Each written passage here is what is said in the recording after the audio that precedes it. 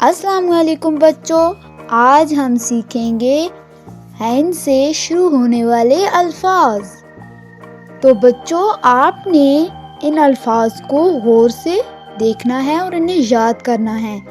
Last में हम एक बहुत ही मज़ेदार गेम खेलेंगे, देखेंगे कि कौन सबसे ज़्यादा इंटेलिजेंट है। तो चलें शुरू करते हैं। हैन से ऐनक, हैन से ऐनक। हैन से अमारत, हैन से अमारत। हैन से औरत, हैन से औरत। हैन से इतर, हैन से इतर। हैन से अदालत, हैन से अदालत। हैन से उकाब, हैन से उकाब। हैन से अकरब, हैन से अकरब। हैन से आकाश, हैन से आकाश। तो बच्चों, चलें गेम को शुरू करते हैं।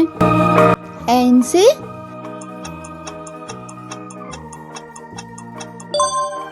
ऐनक, हैन से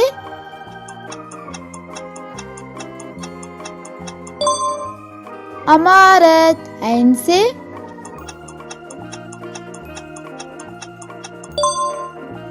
औरत, हैन से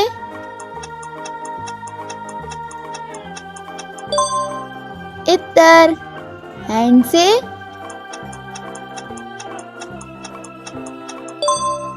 अदालत, हैन से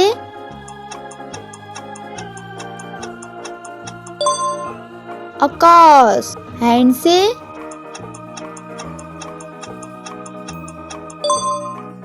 उकाब, हैन से